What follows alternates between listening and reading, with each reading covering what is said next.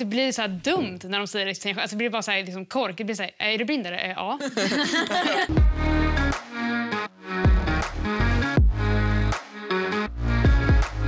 Hej och välkomna till Tänk till Talkshow. Jag heter Alexander och idag ska vi då prata om nedsatt syn och blindhet. Med mig för att prata om det här har jag... Olivia. Adrian. Lovisa.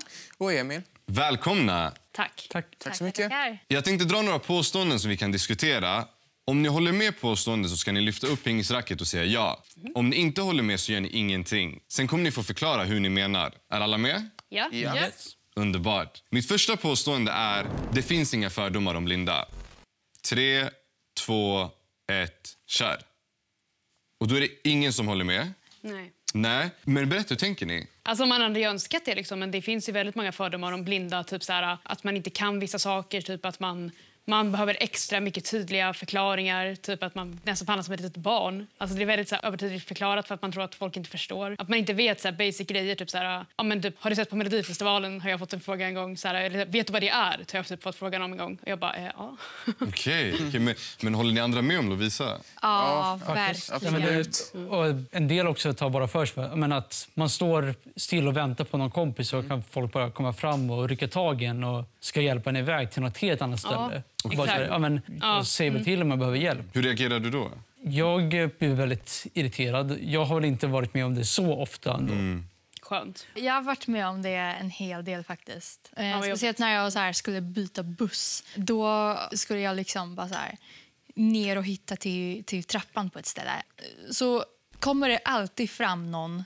För jag går alltid med min käpp där jag kan hitta mina liksom, orienteringspunkter. Liksom. Där jag kan känna liksom, här är jag på det här stället liksom, och jag känner igen mig.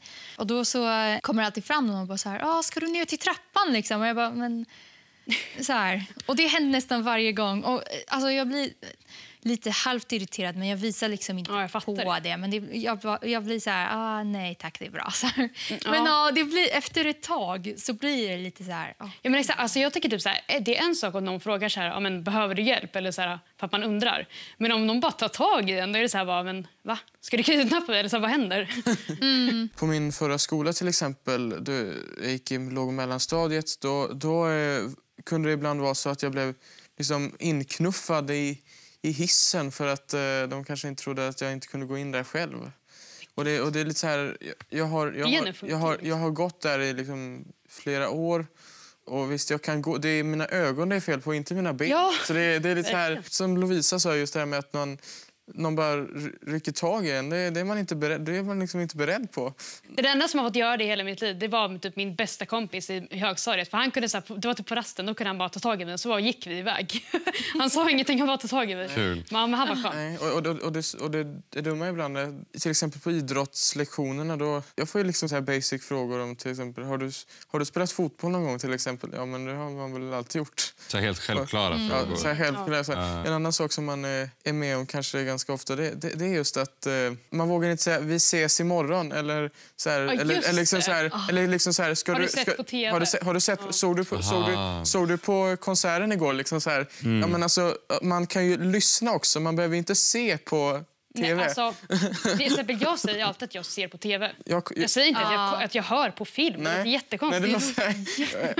Och jag säger att jag kollade på Melodifestivalen igår. Det kunde jag säga. Exakt. Men är det då helt okej att säga typ så här, men vi ses? Ja, absolut. Ja, det är naturligt. Alltså det säger jag själv. Till och med till, alltså, både till seende och till blinda också. Så här, men vi ses. Ja, det gör vi. Liksom. Men en annan sak som jag tänkte också är typ så här, när man går med någon som ska ledsaga som typ inte har ledsagat förut. Och bara så här, nu ska vi svänga höger och så ska vi gå upp för kanten och så ska vi svänga vänster och så ska vi, alltså liksom, Det är, så, är det överdrivet liksom, då? ja, lite grann. Plus att man säger det ganska långsamt och säger det liksom så här, som till ett litet barn som är liksom hörselskadad eller något. Alltså liksom så här, okej, jag förstår om man är lite nervös, men det är liksom det är så här, det behövs inte. Jag tycker typ så här, på ett sätt tycker jag ändå att det är bra, alltså hellre typ att man är liksom tydlig och berättar, alltså för det är ju så individuellt för olika personer. Jag kan också tycka att folk är väldigt så här, för tydliga ibland, men då är det bättre att man själv säger till så här, men så här, du behöver inte säga till varje gång eller så här, det är lugnt eller något sådär. Blinda hör bättre än seende personer. 3, 2, 1, kör. Ja. Nej. Alltså det kan vara så för vissa, men inte alla. Alltså. Okej, det var inte helt... Det var svår.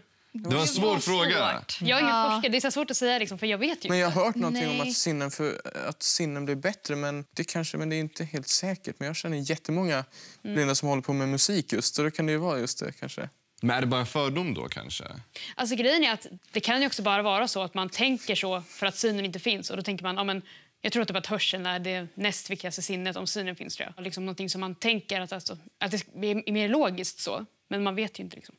Jag har tänkt på det, just det där med hörseln. För när jag har varit på rasterna eller på skolgård med kompisarna och det är rätt tyst kan jag höra långt bort att jag hör en siren från polis eller ambulans. Men de hör inte det på en gång. Men sen när de lyssnar efter och är lite tysta så hör de det. Men frågan är om deras hörsel är bättre eller om man är mer uppmärksam för att man inte använder synen. Jag tänker också att det kan vara svårt att säga för man har inte riktigt kunnat jämföra det själv. Så man vet liksom inte hur andra människor hör.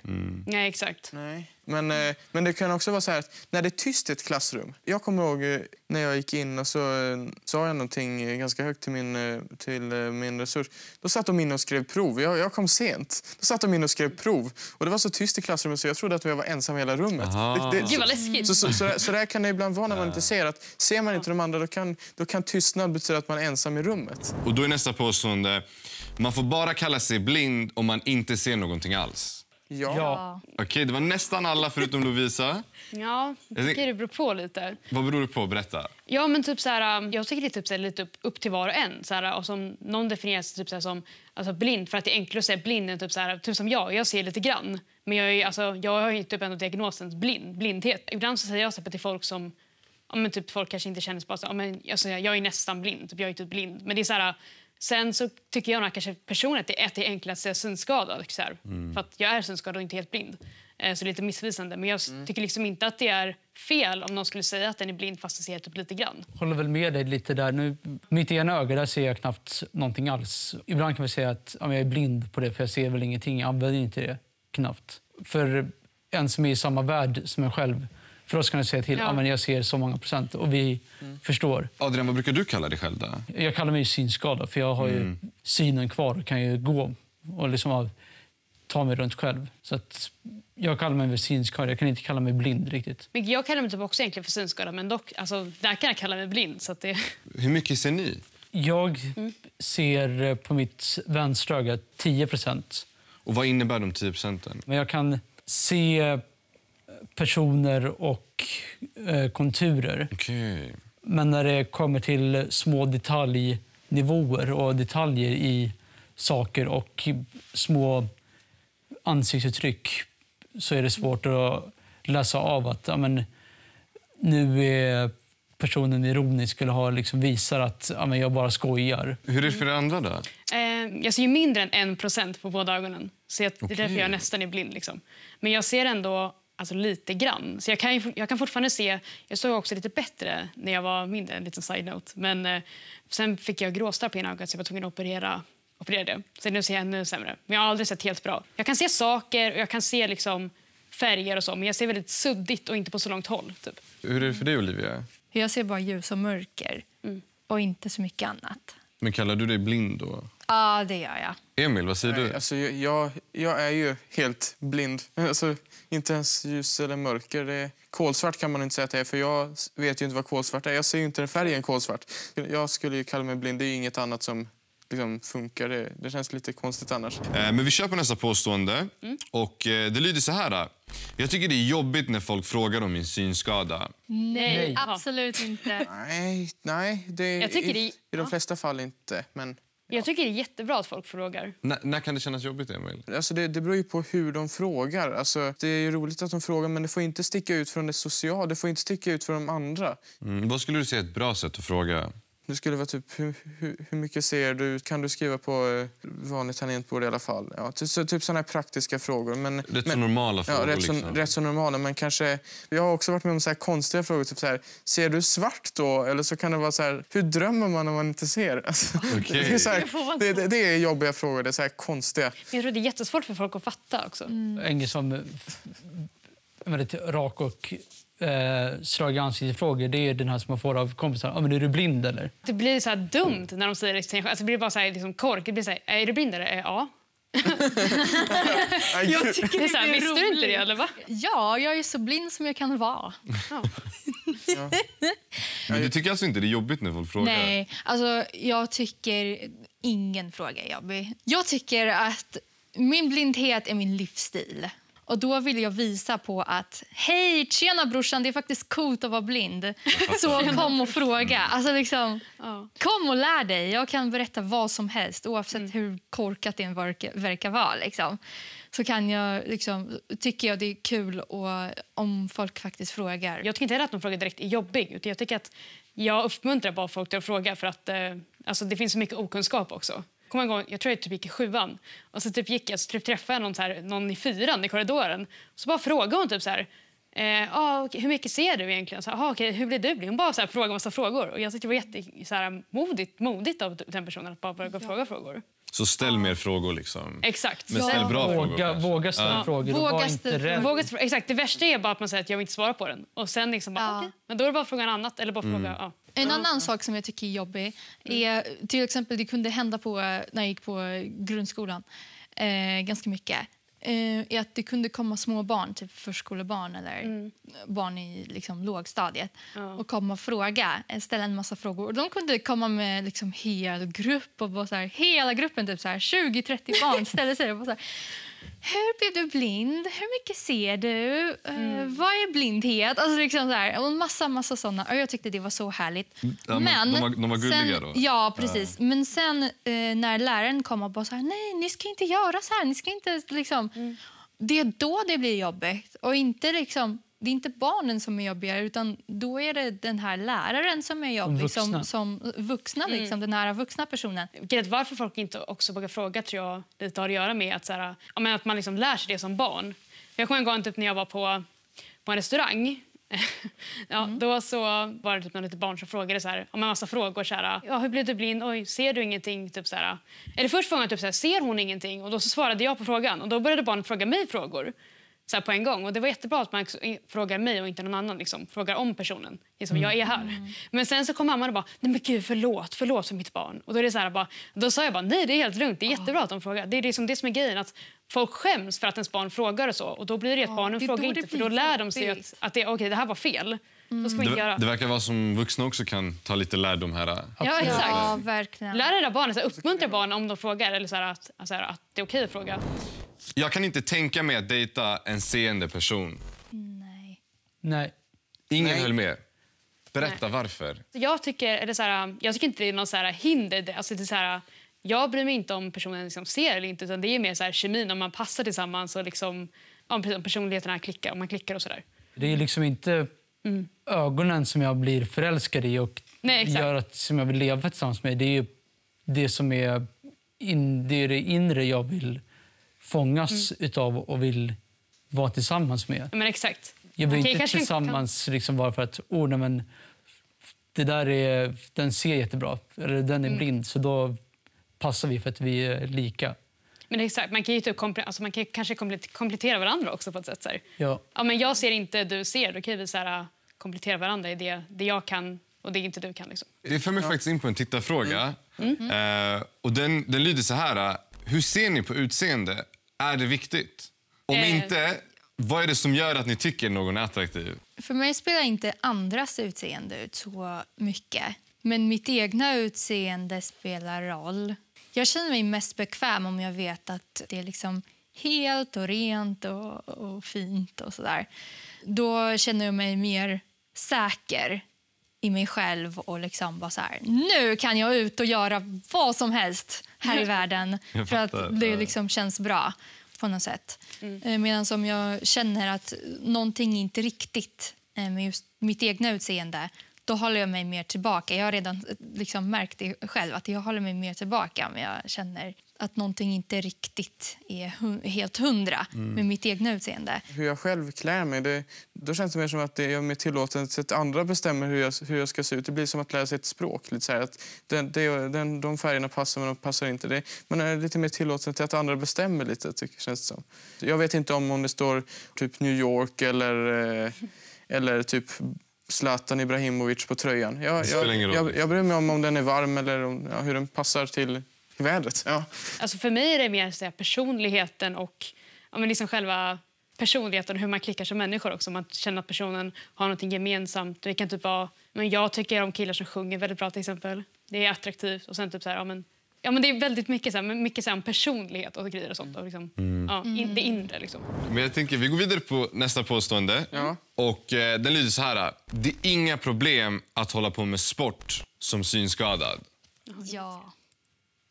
Alltså det är inga problem. Ja, det är inga problem. Det är inga problem. Aha.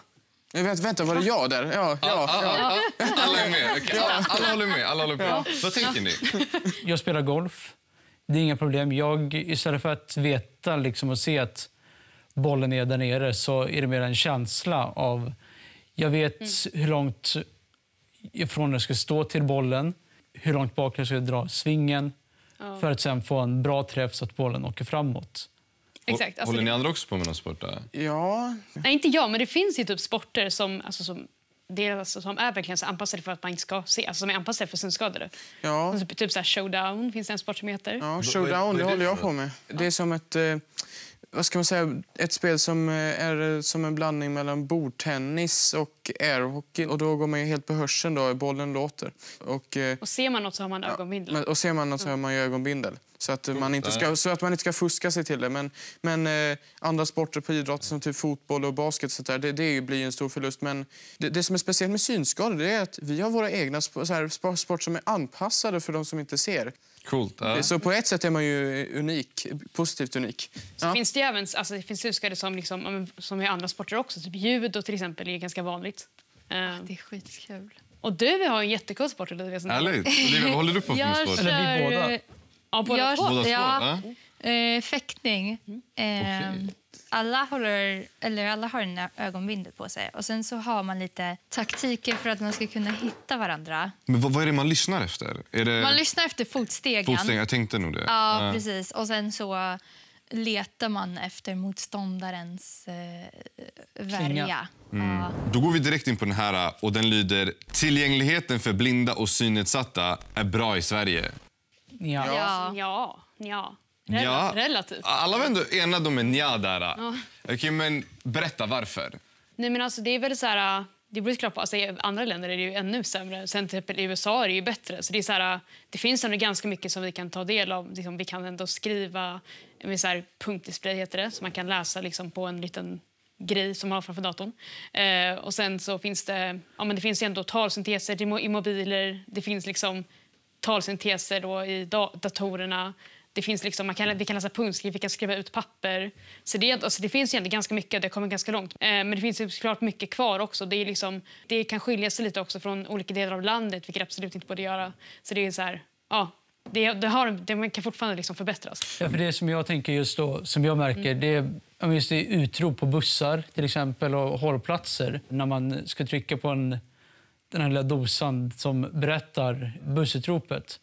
Vissa som inte ser, de leker med det här, så att när vi väl kommer dit och ska använda den här för att kolla när kommer min buss, då är den trasig, för då är det seende som har lekt med den tills den har gått sönder. Och sen ledstråk i marken för att vid busshållplatser eller tågstationer är för dåliga så att man inte känner dem med käppen. Så man inte vet att här ska du se upp nu, för om du går längre fram så kommer du ramla ner på spåret. Speciellt i utomhusmiljö där det är mycket snö också kan det ju vara på vintern. Ja, det är ett problem. En annan grej är också, typ, alltså det finns ju till exempel utrop, så här, typ nästa station någonting. Typ så. Men ibland stänger chaufförerna av det. Och sen, det kan jag fatta, för det kan vara jobbigt att höra så här, kanske en lång arbetsdag hela tiden. Men det är ändå, så här, det är ändå bra att det är på, för att så att man vet när man ska av. Det är ju till för folk som inte kan liksom läsa vad det är för vad nästa station heter. Liksom. Men det jag tycker är bra med tillgängligheten här är att hjälpmedel, typ käppar, klockor med typ så här punktskrift eller talsyntesprogram och sånt där. Det är gratis. Det behöver man inte betala för. Det är sant. Det är sant. Mycket Det gratis. är jätteviktigt. Det finns bra representation av blinda i filmer, serier och poddar. Nej. Ja. Nej. Det finns väldigt lite blinda. Berätta. Alltså det finns jag kan nästan inte komma på en vet jag som hade väldigt liten roll i en film. Och det är väldigt tråkigt tycker jag. För exempel alltså, folk som är blinda så kanske är lite intresserade av så här skådespelaryrket liksom. Som jag till exempel, jag tyckte det var jättekul med en film. Det hade varit kul också om en blind person alltså bara kunde spela en person, att personen är blind men att det har liksom ingen betydande roll för historien utan att den personen bara är blind och bara är där liksom. Som en kärleksfilm eller vad som helst. Ja men exakt. Ja. Men att det inte handlar om själva blindheten. Nej, exakt. Alltså jag håller med. Det finns alldeles för få filmer som har blinda... Det är synskadade personer som visar att han är... Ja, men exakt. Det kan man bli bättre på ändå. Det är liksom så här... Jag känner till någon enstaka film där det var någon som var huvudkaraktär som var blind. Men då handlar den här filmen om blindhet också och typ så. En grej som folk borde tänka på också det är så här, att det är viktigt också att man inte börjar tänka så här, men okej, det ska vara blinda med men då kan ju någon seende spela en blind person så har vi en blind person för att det är enklare. Det är säkert enklare att liksom med regi och så där. Jag har inget emot att vara blind. Ja. 100%. Alltså det beror lite på. Alltså det är så här, ja, berätta. Ja, nej, men det är så här, jag har liksom inte direkt något emot det, men det är klart att jag hade önskat att det inte var det. Visst, jobbigt att jag ser dåligt. Har det varit kul att se bra och kunna göra liksom saker som andra klasskompisar kan eller som min lillebror köra bil. Men liksom, samtidigt så bara att få veta det, hur det känns för någon dag eller några dagar. Och sen gå tillbaka till det här, det skulle vara hemskt. Då vill jag inte veta hur det är att se bra. Det kan vara väldigt jobbigt så här, i vissa situationer att vara svenska. De är liksom mer emot det än andra gånger. Men oftast är det ju, alltså, oftast tycker jag i alla fall att det är väldigt jobbigt att inte kunna se liksom. Men alltså, i många olika situationer. Men det är ändå så här, något man lever med varje dag som man vänjer sig liksom. Emil, vad säger du? Alltså visst, man önskar ju att man hade varit fullseende och kunnat göra som de andra. Men det finns ju inte bara dåliga saker. Det kan ju... till exempel det som vi pratade om innan vid inspelningen här. Att till exempel höjdrädsla. Att man inte kan sitta ner när man är på Gröna Lund. Man behöver inte boka in det där speciella hotellrummet med så bra utsikt. Nej, men man kan vinna lite saker på att vara blind också. Att man slipper tänka på så massa andra saker. Typ. Okej, sista nu, Olivia. Ja, alltså, berätta. Vad finns det? Jag tycker liksom... Jag har inget emot att vara blind och jag önskar inte heller att jag var seende. För att min blindhet är min livsstil och min personlighet. Så jag tycker det är kul. Och jag skulle förlora mig själv om jag helt plötsligt imorgon blev helt seende till 100%. Jag skulle förlora mig själv i det, tror jag. Oh, deep. Verkligen. Tack snälla. Tack för att ni var med och delade med er. Verkligen. Tack så mycket. Tack till er som har tittat eller lyssnat. Glöm inte att prenumerera på Tänk till så ni inte missar våra andra avsnitt. Och vill ni bara lyssna, då hittar ni oss där poddar finns. Ha det bra. Hej då!